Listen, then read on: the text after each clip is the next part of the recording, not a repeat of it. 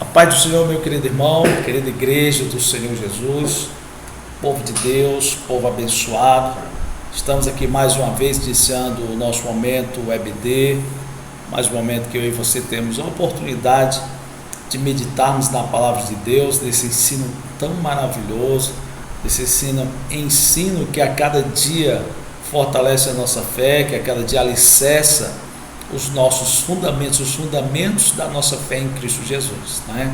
Queremos agradecer a Deus pela sua vida, pela oportunidade que temos de estar compartilhando com você esse momento EBD, um momento que Deus tem reservado e preparado para nós, mas sempre deixando para você o nosso convite, para que você esteja presencial nas aulas aqui aos domingos pela manhã, onde estamos todos os domingos às 9h15, participando de uma escola bíblica dominical abençoada. Venha ser também aluno, venha participar, venha ser professor, venha cooperar na seara do Senhor, pois a obra ela é de Deus e ela com certeza Ele tem derramado os seus dons e os seus talentos sobre a sua vida, amém?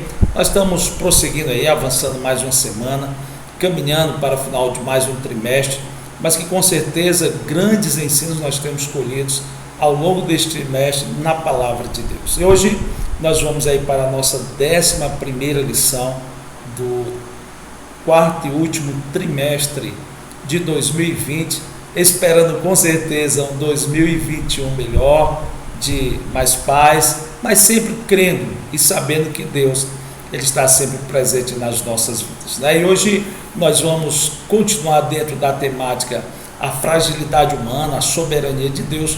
Nós vamos continuar vendo agora, continuar estudando o livro de Jó, né? Jó, ele, só recapitulando rapidamente, ele passa toda a sua aflição, sua dificuldade, os amigos Eliú, Bildade, Zofar vêm, falam, acusam Jó, Jó se defende, e aí no capítulo de número 31, Jó, né, capítulo de número 31 de Jó, ele faz a sua defesa, e nós estudamos semana passada a última defesa de Jó, né, a última defesa de Jó, quando lá no finalzinho do capítulo de número 31, a Bíblia vai dizer que acabaram-se os argumentos de Jó. Jó havia sido tão criticado, levado tanta acusação e procurou se defender o máximo que podia. Mas lá no capítulo de número 31, versículo de número 40, diz: acabaram-se as palavras de Jó. E aí depois que já tinham falado os três amigos, depois que os três amigos haviam acusado de Jó que aquele sofrimento era por causa do seu pecado, depois dele se defender, depois das suas palavras acabarem, agora surge mais um personagem, né? E é sobre esse personagem que nós vamos estar meditando hoje, é sobre esse personagem que nós vamos estar falando hoje, meditando nesse assunto maravilhoso da palavra de Deus. Então, a fragilidade humana e a soberania divina, e hoje o tema da nossa lição é a teologia de Eliú. O sofrimento é uma correção divina. Então Eliú, ele surge nesse cenário depois dos amigos de Jó falarem. Ele vai dizer que ele é o mais novo, e era algo que era muito respeitado naqueles dias, né? Esse atributo dos mais velhos terem a primazia em tudo que iam fazer, né? Inclusive no falar, na opinião, no se expressar. Então Eliú, ele vai se declarar que eu sou o mais novo, né, de vocês, assim, o versículo de número 2. Então acendeu-se a ira de Eliú, o Buzita, da família de Rão, contra Jó, se acendeu a sua ira, porque se justificava a si mesmo. Então ele começa agora a colocar a sua opinião, ele começa agora, né, a se expressar. Aqui no versículo de número 4, vai dizer assim: Eliú, porém, esperou para falar a Jó, porquanto tinham mais idade do que ele. Então os amigos de Jó e Jó tinham mais idade que Eliú. Então, depois que todos se calaram, depois que todos expressaram a sua opinião, depois que todos acusaram Jó de algo que ele não havia cometido, de algo que ele não havia realizado, ele agora se coloca a falar, se põe a falar, porque acabaram-se os argumentos dos demais, e ele tinha algo para falar, ele tinha algo para expressar. Então, nós vamos nesta manhã, nós vamos neste dia, né, nesta lição, estudarmos sobre a teologia de Eliú. O que esse moço vai falar, né? O que esse moço vai dizer? Essa afirmação, né, ou essa pergunta que o escritor nos traz, o sofrimento tem uma correção divina? Dentro da teologia de Eliú, que ele assim vai dizer, é correto ou não, né? Vamos ver então no decorrer da lição. Mas antes de irmos para a nossa lição, aqui o nosso textuário diz que ao aflito, né, ao aflito livra da sua aflição, e na opressão se revela, né, aos seus ouvidos. É a palavra de Jó, né? Desculpa aí, a referência está errada, é Jó 36 e 15, nos perdoe esse erro.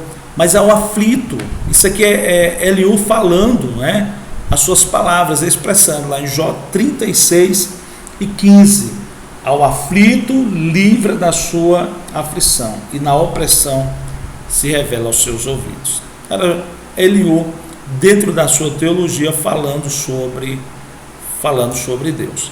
O nosso textuário diz que o sofrimento não deve ser visto apenas sob o aspecto punitivo, mas principalmente educativo, né? Então, estamos vendo aí que vai ser uma manhã bastante alegre, uma manhã bastante de crescimento para a nossa ideia do Deus que nós servimos, né? Do Deus que nós adoramos, do Deus que nós a cada dia estamos, né, proclamando a fé nele, porque cremos, né, no Deus Todo-Poderoso, no Deus que a cada dia olha para a necessidade daqueles que o buscam, olha para a necessidade daqueles que se colocam aos seus pés. Haja vista os inúmeros exemplos que nós temos na Bíblia, mas servimos a um Deus que também, que como Pai, ele se faz presente, trazendo a sua correção, trazendo a sua orientação para as nossas vidas. E Eliú, ele começa a falar, e dentro daquilo que ele fala, nós vamos dizer que há uma verdade sobre Deus. Tanto é que lá no final, Deus não vai corrigir Eliú pelas suas palavras, vai corrigir os amigos de Jó, né? Ele vai dizer assim, olha, por que não falaram o que era correto ao meu respeito? Mas ele vai falar sobre Jó e seus dois amigos, né? Sobre Elifaz e seus dois amigos. Vamos lá para nós vermos Jó. Eu sempre tenho batido nesse versículo aqui nas nossas lições, mas quero ler com você mais uma vez, Jó 42 e 7. Olha só, e o Senhor disse a Elifaz, o temanita, a minha ira se acendeu contra ti e contra os teus dois amigos, porque não disseste de mim o que era reto, como o meu servo Jó. Então, as palavras de Eliú, elas não são repreendidas por Deus. As palavras de Eliú, elas não são corrigidas por Deus, porque Deus está dizendo, olha, vocês falaram a meu respeito, mas vocês falaram errado. Elifaz e seus dois amigos, Bildade e Zofar, né? Vocês falaram errado. Vocês não disseram de mim o que era reto, como meu servo Jó.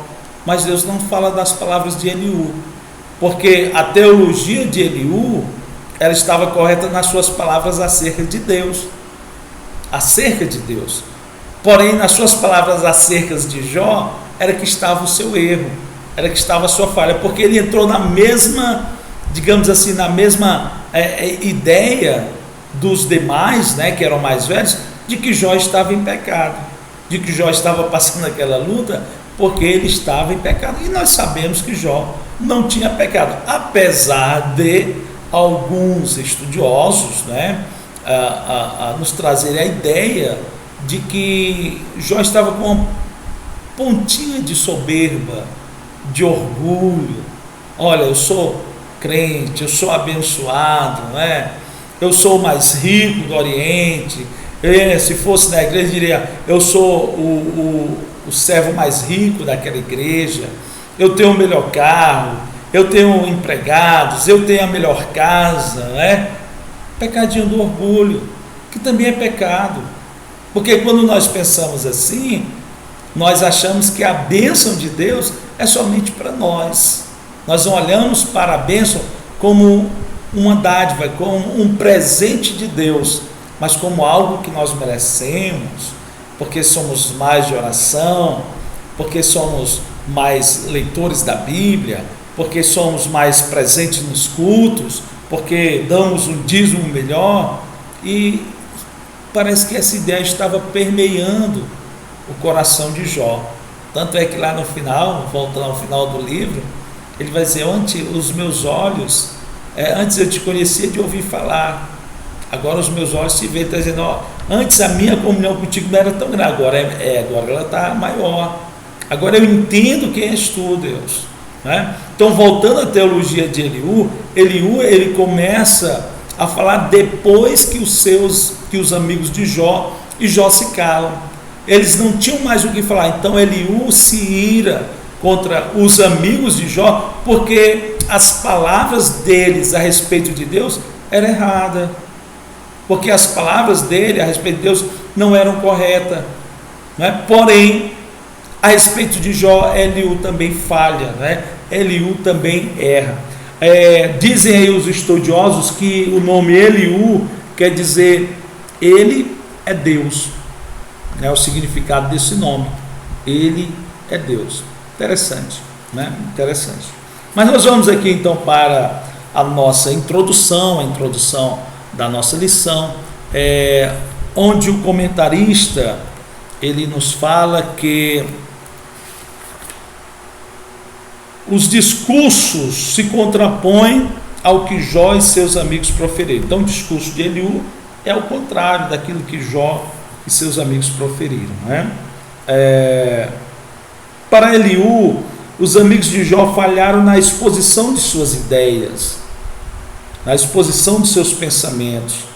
Este, por outro lado, ou seja, Eliú, por outro lado, se equivoca ao apresentar o seu conceito de Deus para fundamentar a sua defesa.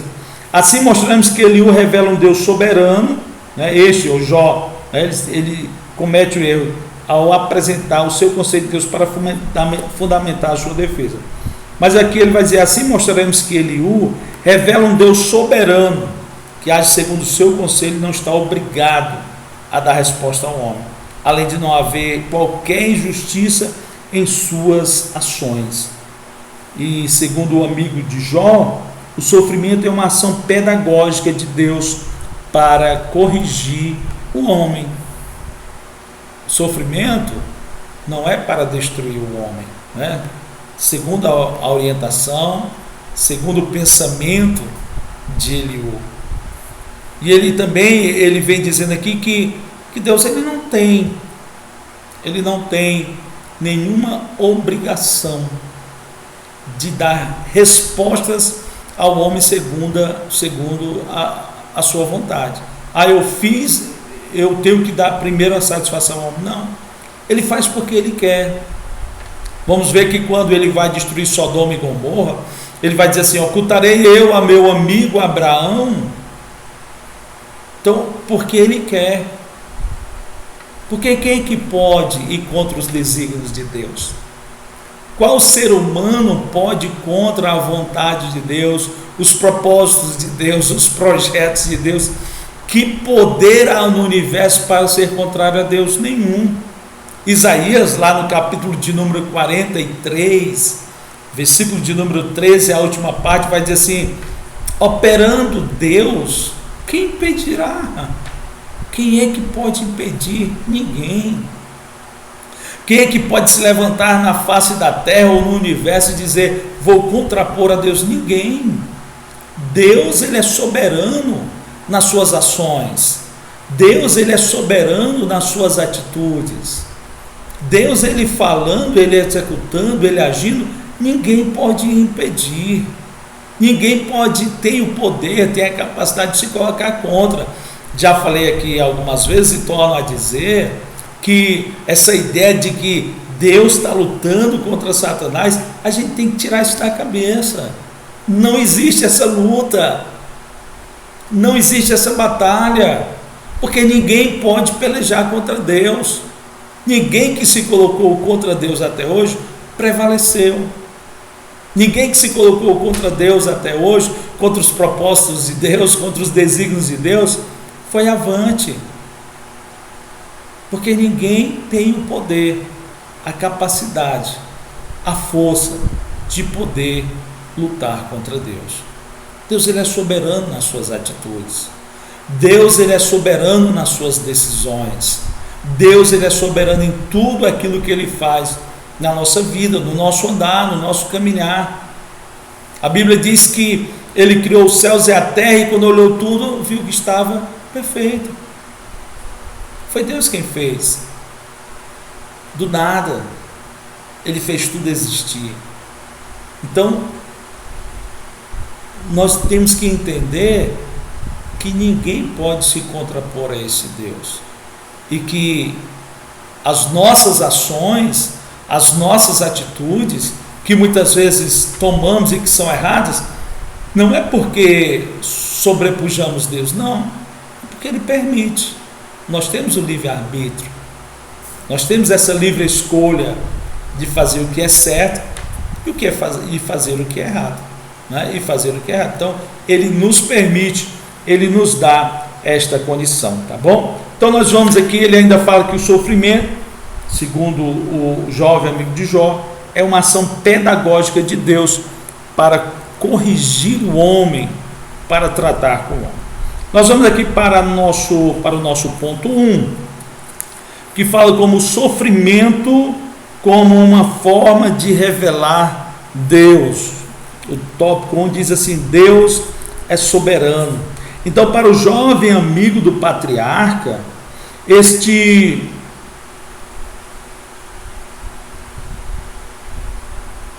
não leva em conta a majestade divina que distingue o Criador de suas criaturas. Nesse sentido, Jó havia ignorado que Deus é infinitamente maior do que o homem e não pode explicá-lo acerca de suas ações, nem de seu silêncio. Mas Jó havia ignorado que Deus é infinitamente maior. Não temos como explicar Deus. Deus não se explica. Deus se adora. Deus serve. Deus, a gente serve a Ele. Deus, a gente louva o seu nome. Porque esse Deus, ele é infinitamente maior do que aquilo que nós podemos pensar, do que aquilo que nós podemos imaginar. Quando o povo de Israel sai do Egito e Deus, ele se apresenta a Moisés no monte, a Bíblia diz que o monte fumegava com a presença de Deus e o povo ficou assustado, porque a presença de Deus, ela é grandiosa. Ninguém pode ver esse Deus nessa forma que nós temos, nessa forma humana, nessa forma carnal. Aí Deus diz: olha, faz uma tenda, porque eu vou me diminuir para poder me apresentar ao povo.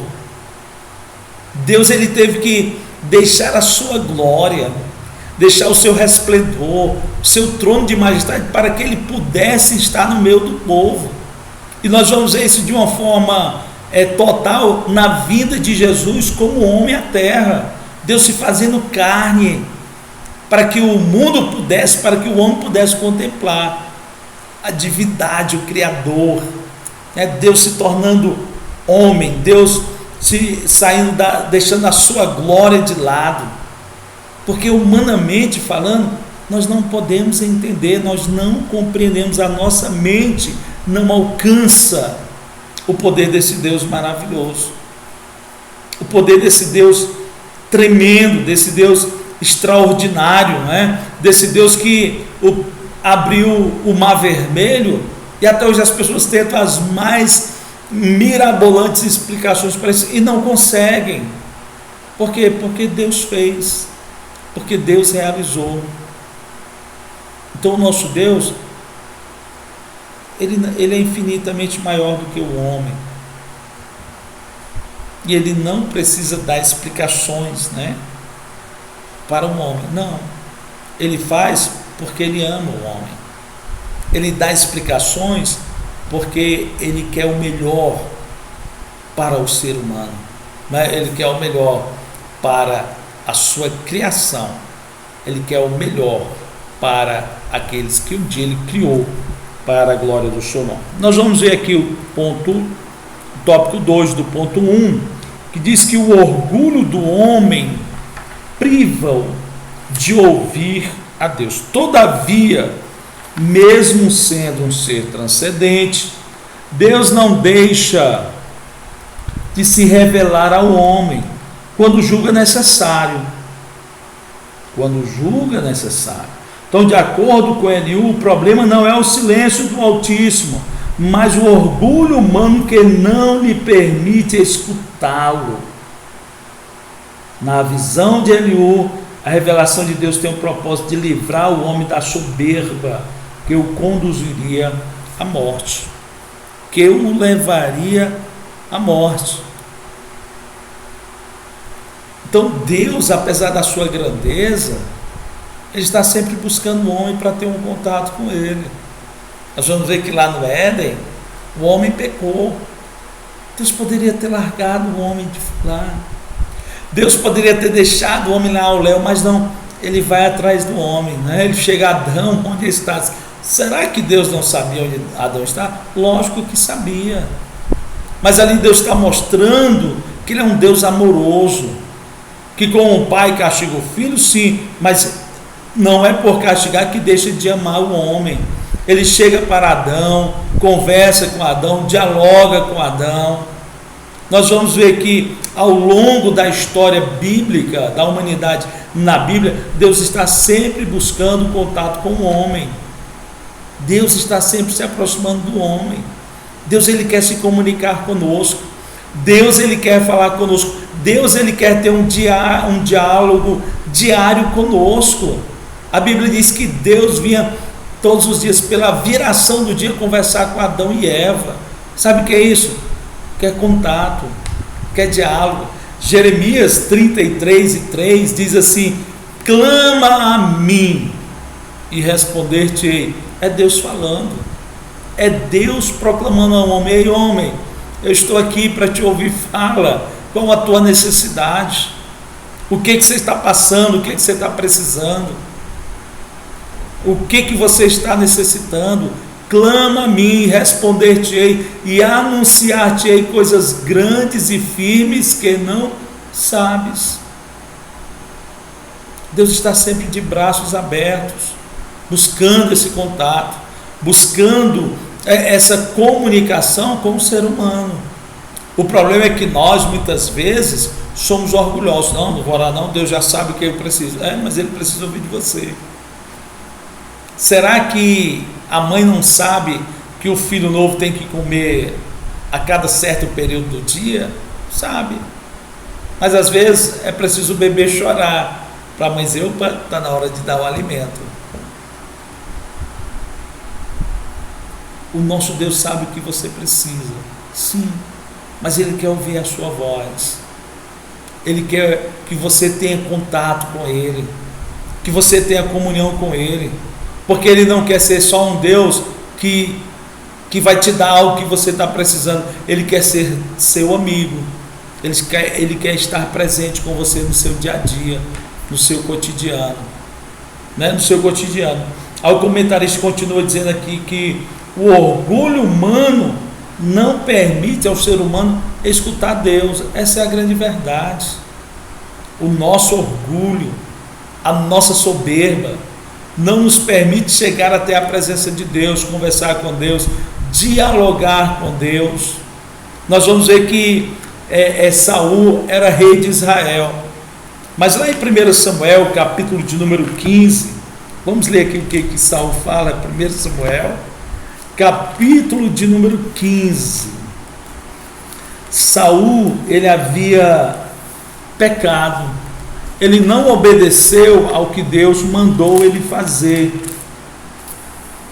Aí Samuel vai e repreende ele, E quando Samuel vai saindo, ele diz assim: pequei. Saul fala para Samuel: honra-me, porém, agora diante dos anciãos do meu povo e diante de Israel. Essa era a preocupação de Saul. Ele se preocupava mais com a criatura do que com o Criador. Ele se preocupava em agradar a criatura e se esquecia de agradar o Criador. E quantas vezes isso não acontece conosco? Não acontece no nosso dia, no nosso cotidiano, sabe? Aí ele vai continuar dizendo: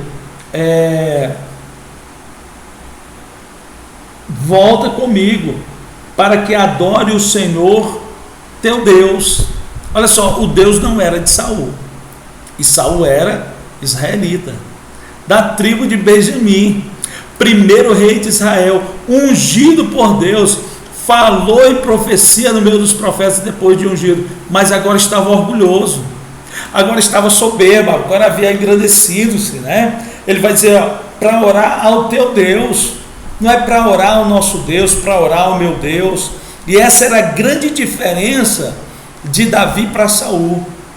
Dizem os nossos estudiosos, se você colocar na balança, Davi errou muito mais do que Saul. Mas qual era o problema de Saul?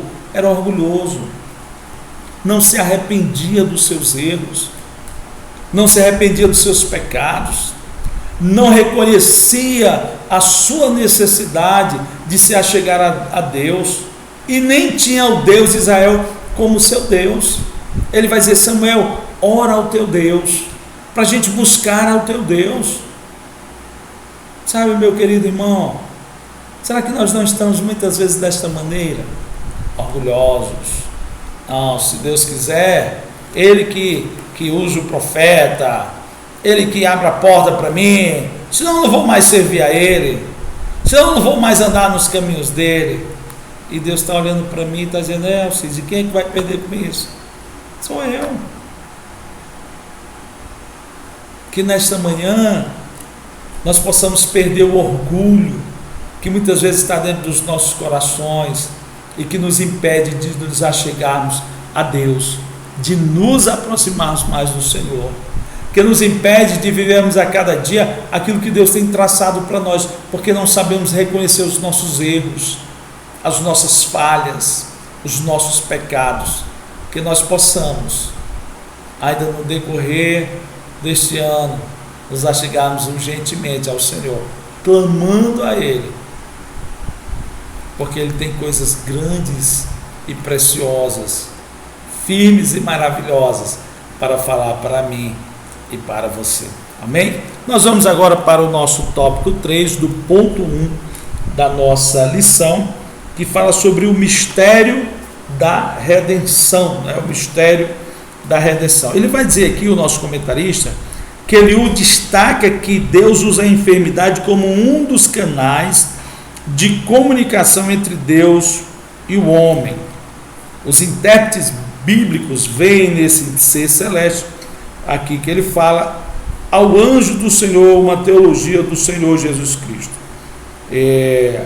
Não há dúvida que esse mediador é a mesma testemunha celestial que Jó pedia que o defendesse da sua causa, e o Redentor que o justificasse depois da sua morte, depois da sua partida para a eternidade. Então, o mistério da redenção. Jó, ele aguarda esse Redentor. Nós vamos ver que ele mesmo vai profetizar e vai dizer: eu sei que o meu Redentor, ele vai se levantar sobre a terra. Jó, ele aguardava esse Deus que pudesse mostrar que ele não estava errado.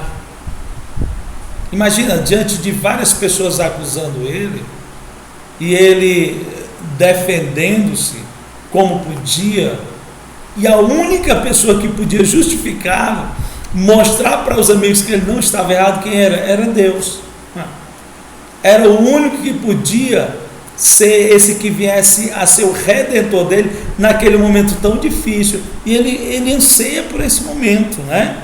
Por esse Deus que vinha para restaurar, para mudar a história, para perdoar os seus pecados, para perdoar os seus erros. para mostrar para os seus amigos, né? Às vezes a gente tem vontade de fazer isso, né? Quando alguém diz assim, não, mas você está errado, aí lá na frente as coisas mostra que a gente não está errado, aí vai lá e diz, eu não te falei que eu não estava errado, eu não te falei que eu estava certo, vocês ficaram aí me acusando, mas não tinha nenhuma prova. Era mais ou menos isso que Jó queria, era mais ou menos isso que Jó ansiava em seu coração, que esse Redentor chegasse para eles e dissesse, não, meu servo Jó, ele não tem nenhuma falha, ele não pecou, e nesse anseio, Jó estava já esmorecendo na sua fé, estava já perdendo, né, a sua fé, mas esse Redentor, ele aguardava. E Paulo, ele escreve lá a Timóteo, no capítulo de número 2, versículo de número 5, ele vai dizer assim, olha, porque é um só Deus, um só mediador entre Deus e os homens, Jesus Cristo o homem. Na sua aflição,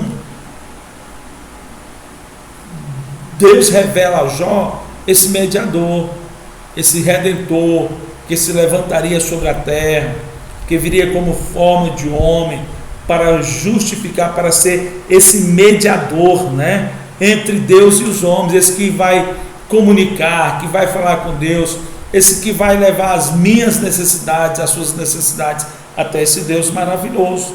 Então esse mediador, esse Deus maravilhoso, Jesus Cristo, que um dia veio,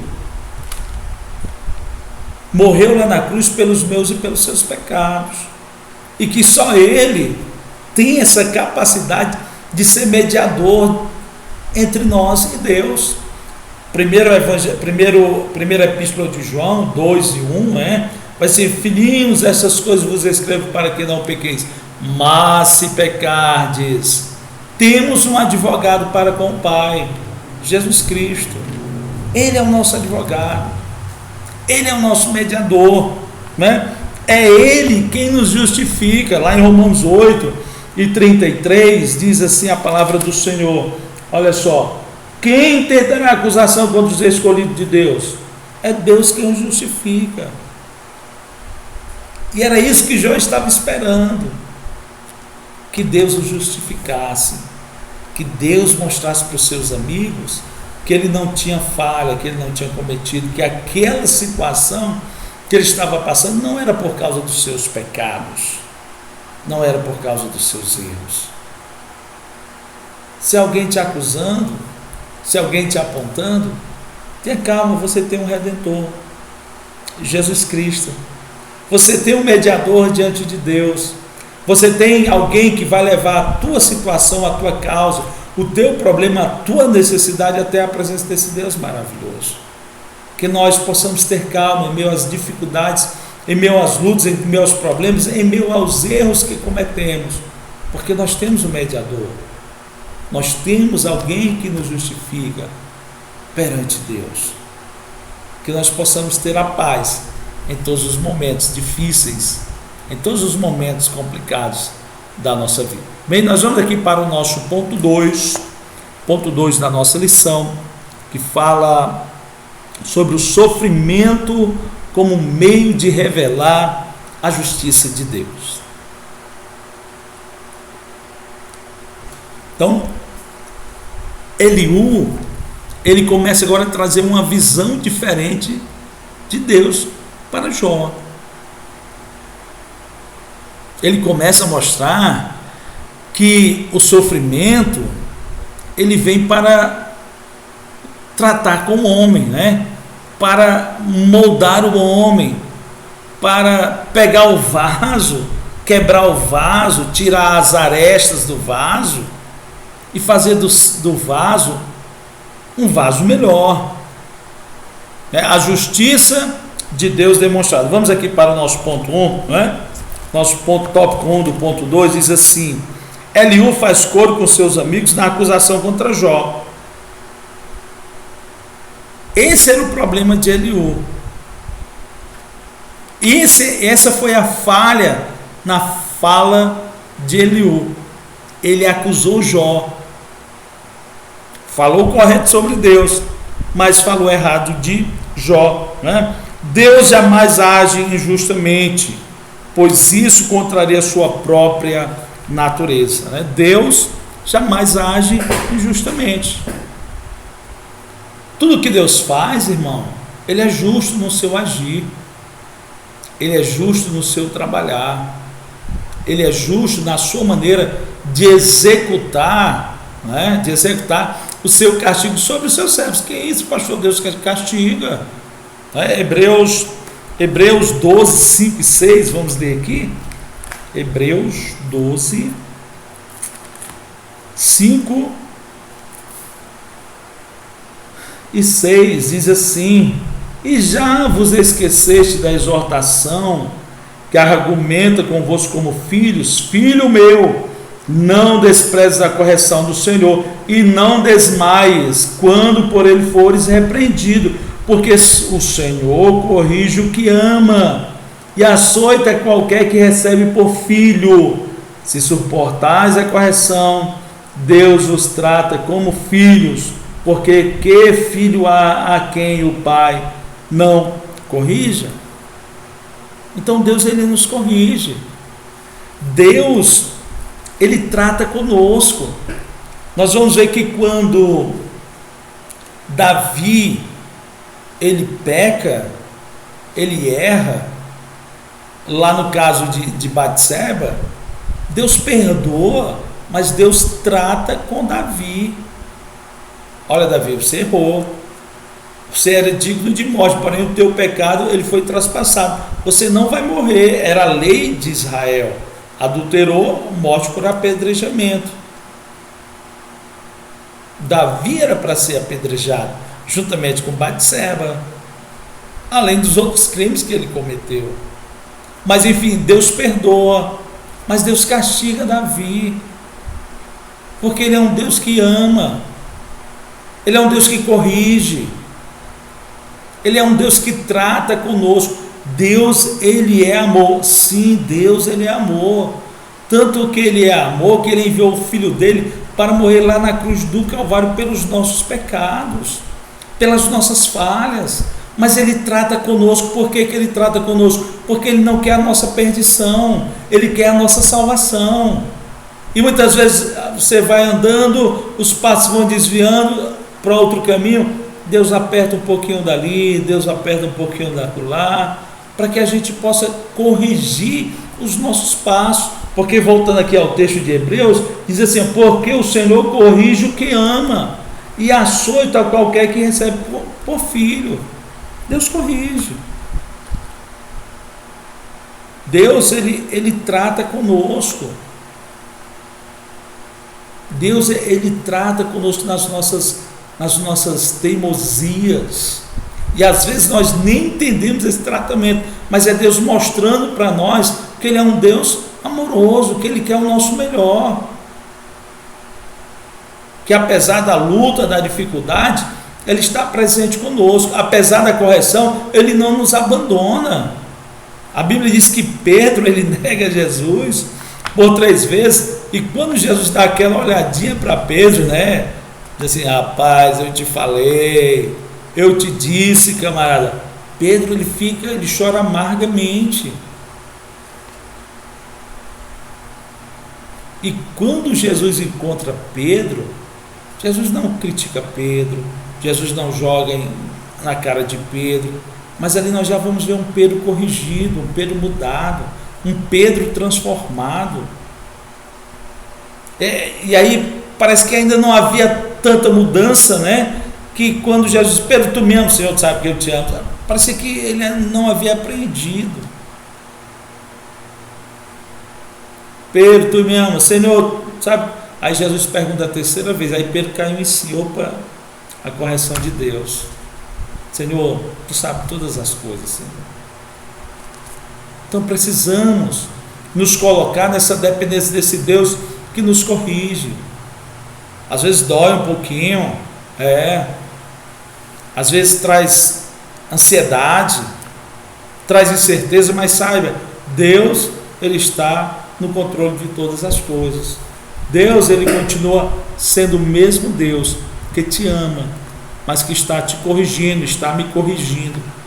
para o nosso melhor aproveitamento aqui na face da terra, e para isso nos capacitando para um dia adentrarmos as mansões celestiais, para estarmos eternamente com Ele, né? Eternamente com Ele. Vamos aqui para o nosso tópico 2, do ponto 2, que diz assim: o caráter justo de Deus.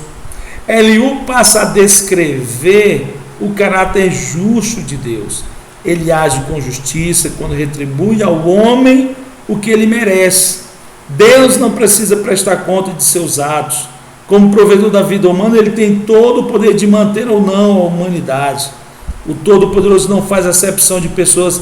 Deus, ele é onisciente e, como tal, conhece os passos e as intenções de todos os homens. Ele é justo para punir os maus. Ele é justo. Deus, ele não se excede. Deus, ele não excede na sua maneira de agir.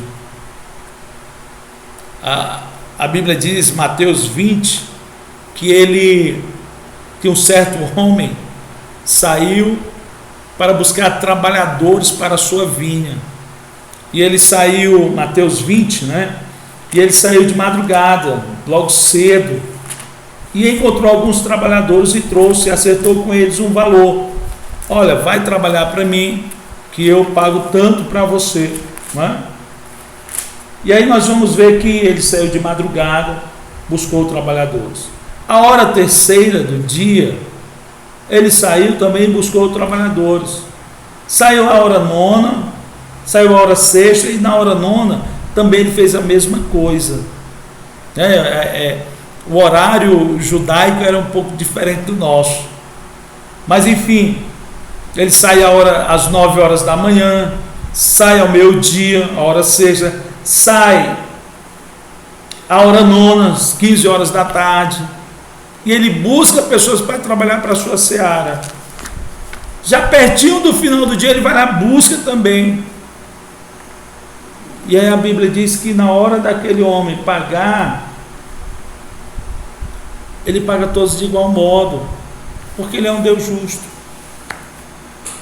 Ele não se excede, ele faz aquilo que está no seu coração, porque ele sabe o que é melhor para nós, ele entende o que é melhor para a nossa vida. A Bíblia diz que ele tira o povo de Israel, não leva pelo caminho dos filisteus, para que o povo não visse a guerra, não observasse a guerra, leva por um caminho mais longo, né? Talvez alguém até pensando assim, rapaz, mas esse Deus tão sábio, está nos levando por um caminho mais longo. Aqui pelo caminho dos filisteus era mais perto, mas Deus sabia que se levasse ele pelos caminhos dos filisteus, eles iam perecer por causa da guerra, com medo. Então Deus leva por um caminho mais longo. Quem sabe Deus está te levando por um caminho mais longo nesse dia. Quem sabe Deus está trabalhando de uma forma que você não pensava, que você não esperava na sua vida, mas creia, Deus é um Deus justo. Ele faz sempre o melhor para aqueles que nele esperam. A Bíblia diz que assim como os céus são mais altos do que a terra, assim os pensamentos de Deus são maiores, são melhores do que os nossos. Então servimos a esse Deus justo, que castiga, que repreende, né? Que chama para conversa.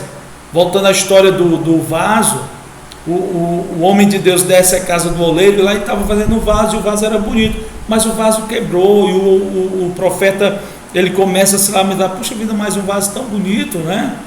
Mas de repente o oleiro pega aquele vaso e faz um vaso melhor, e ele vai dizer assim, por acaso não posso fazer isso com vocês, ó casa de Israel?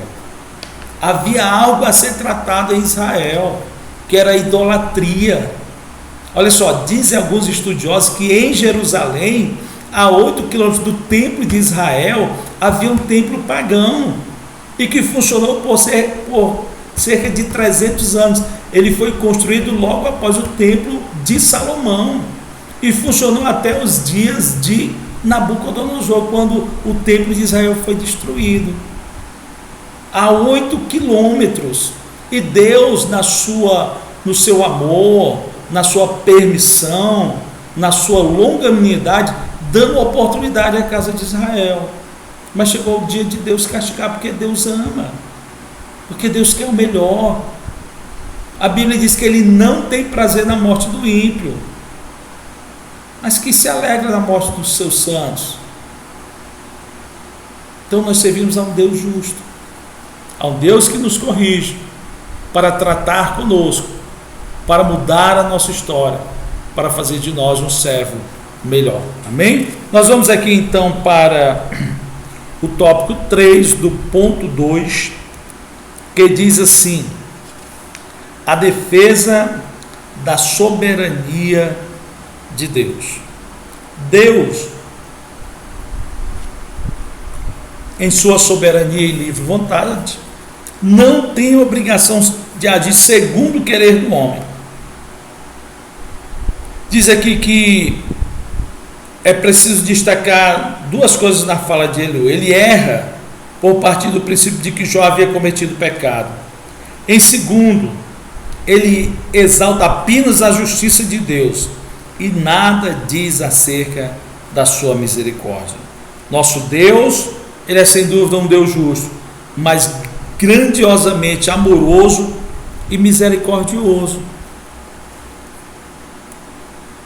Então servimos a um Deus, que alguns colocam com aquela ideia de um Deus irado, de um Deus que vem para te, vai te sacudir, que vai te colocar no pó. Não, nós servimos a um Deus amoroso, e por nos amar, Ele acaba nos corrigindo, por não querer que nós tomamos caminhos errados. Ele nos corrige, Ele trata conosco, Ele nos chama para conversar, para dialogar com Ele, porque se não fosse assim, o que seria de nós, irmãos? Eu não posso pregar, até mesmo porque se eu pregar eu estaria errado, um Deus carrasco. Não, mas a Bíblia fala do dia da ira do Senhor, um dia de acerto de contas. Mas nós estamos vivendo na presença de um Deus amoroso, e que sempre foi amoroso. Não é só no tempo do Novo Testamento, no Antigo Testamento, na eternidade passada, na eternidade futura, Ele continuará sendo um Deus amoroso. Haja vista que Ele nos ama tanto, que quando o homem pecou, Ele já traçou um plano de redenção, Ele já tinha traçado um plano de redenção para o homem, porque Ele nos ama, porque Ele enviou o seu Filho para morrer por nós lá na cruz do Calvário. Esse Deus que é justo, esse Deus que nos corrige, Ele não nos corrige para nos matar, Ele não nos corrige para destruir, diferentemente do que muitas vezes a gente faz, que eu faço, quando eu vou falar, corrigir alguém, a gente fala palavras duras, palavras para destruir. Deus não.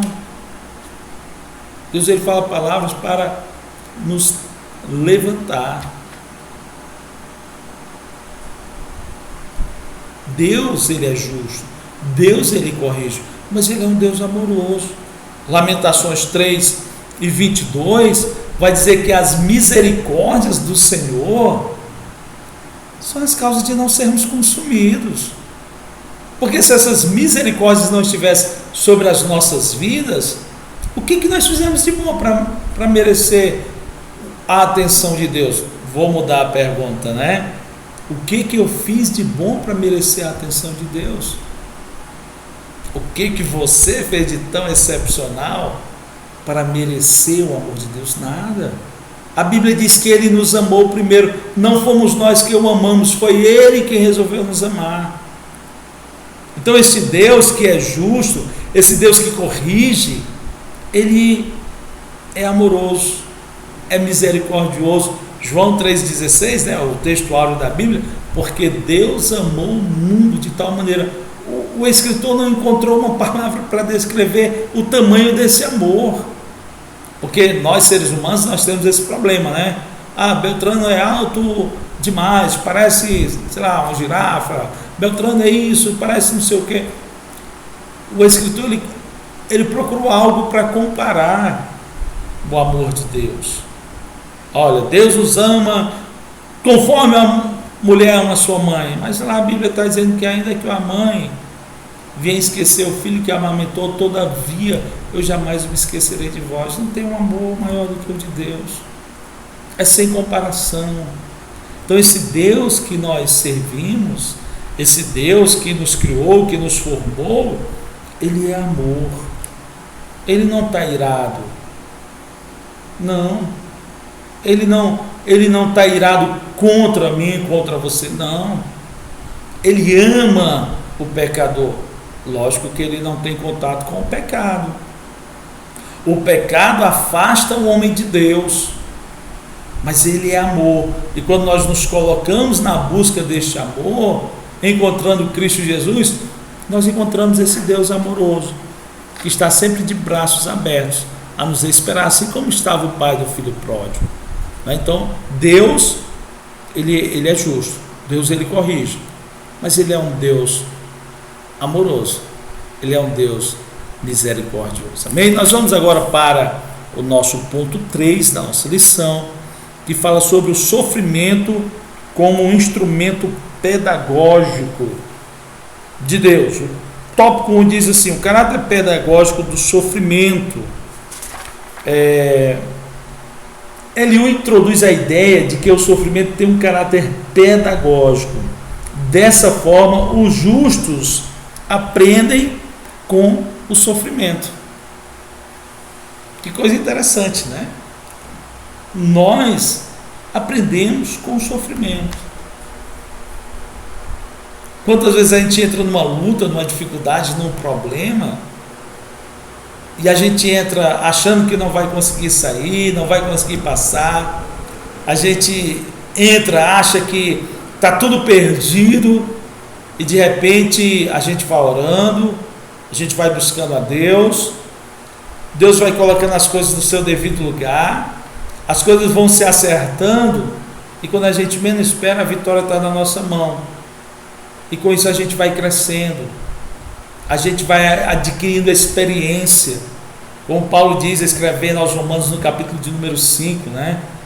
Que a tribulação ela produz a paciência, a experiência, a perseverança, e a perseverança não traz confusão no nosso coração. Então nós adquirimos experiência em meio às lutas, para aconselhar alguém, para o nosso crescimento espiritual. Nós nos tornamos crentes melhores, servos melhores, para adorar a Deus, para servir na igreja, para servir aos nossos irmãos em meio às lutas, em meio às dificuldades.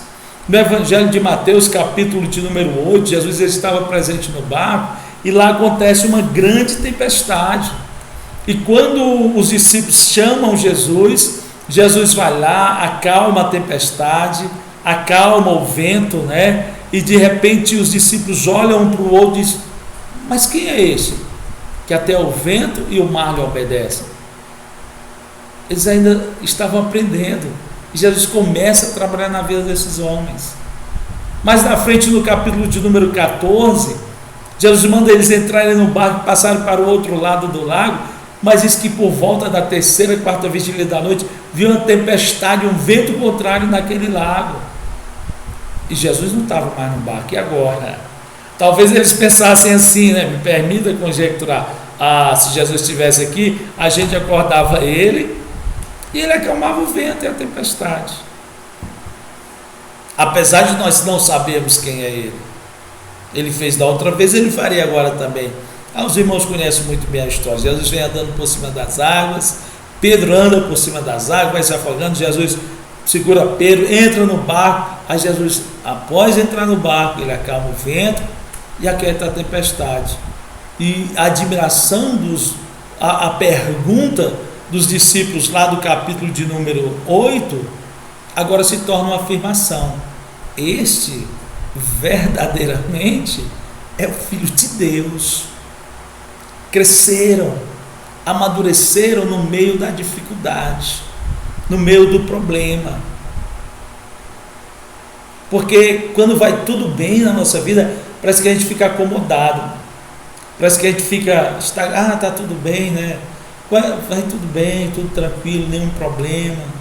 Aí parece que vez por outra Deus precisa permitir uma tempestade na nossa vida para a gente orar mais, para que esse caráter pedagógico da dificuldade ele apareça na nossa vida e a gente possa conhecer ainda mais o Deus que a gente serve, o Deus que a gente adora, e dizer: este verdadeiramente é Deus, este verdadeiramente é Deus, né? Parece que a tormenta, a luta não vem para nos matar, a luta não vem para nos destruir, mas vem para nos fazer servos melhores, para nos fazer discípulos melhores, para a glória de Deus, amém?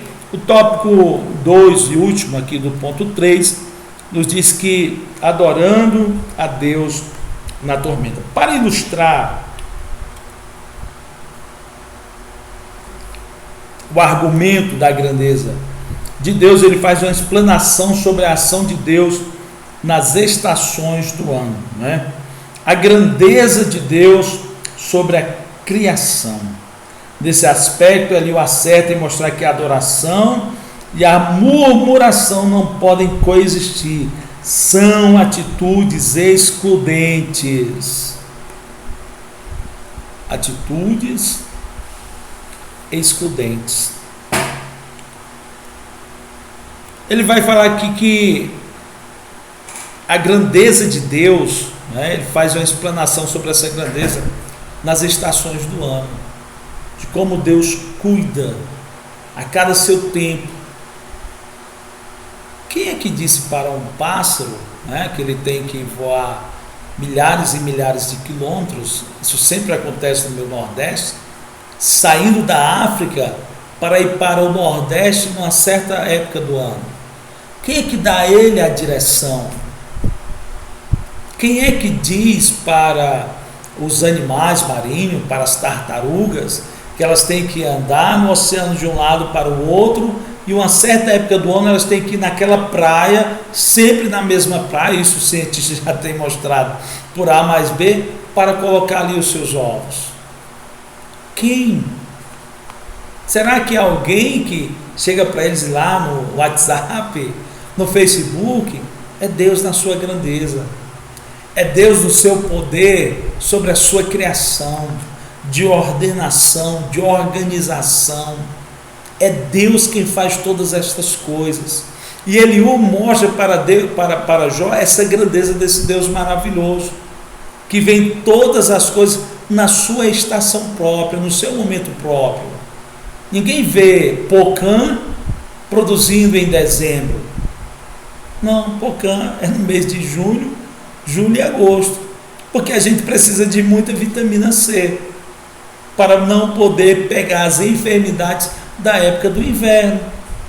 Quem foi que falou isso para a Árvore? Olha, tu só vai produzir nos meses de junho, julho e agosto. Ninguém falou isso para ela. É Deus na sua ordenança, é Deus nos seus cuidados, é Deus na sua orientação. Ah, pastor, mas você encontra perdida por aí uma ou outra, mas não vale de nada. Agora, a dos meses da estação própria é coisa gostosa, saborosa. Por quê? Porque Deus, ele tem esse poder, Deus, ele tem esse cuidado, né? E aí ele vai dizer aqui que nesse aspecto Eliú acerta em mostrar que a adoração e a murmuração não pode coexistir, porque Jó estava querendo começar a murmurar, e eu não vou tirar a razão desse camarada, não. A luta dele era muito grande, mas Jó estava começando a reclamar, Jó estava começando a dizer: Deus, tá bom, né? Tipo aquele ensinamento: vou colocar Deus na parede, vou colocar Deus na parede.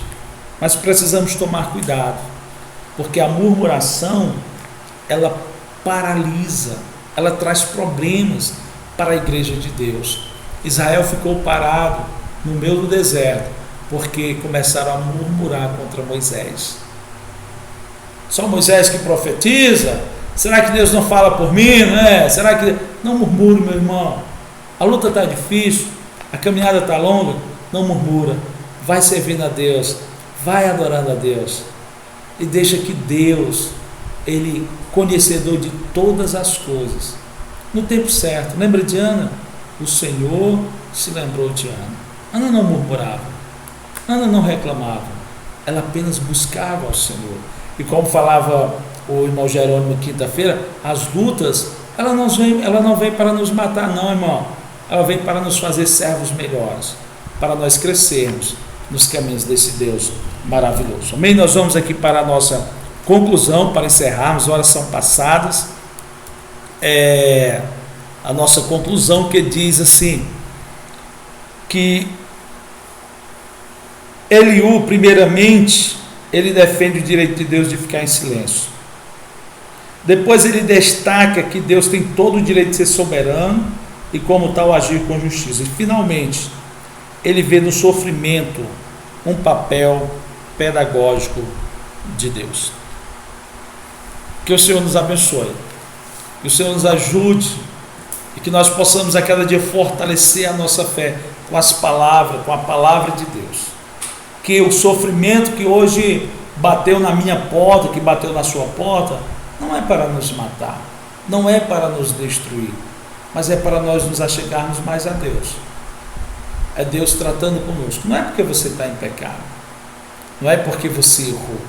Há um trabalhar de Deus na minha e na sua vida, para nós sermos a cada dia servos melhores. Que Deus te abençoe, que Deus continue com a mão estendida sobre a sua casa, sobre o seu lar, que Deus te dê a paz, que Deus conceda o desejo do seu coração e que você seja a cada dia um servo fiel e verdadeiro desse Deus Todo-Poderoso. Um grande abraço na paz e no amor de Cristo.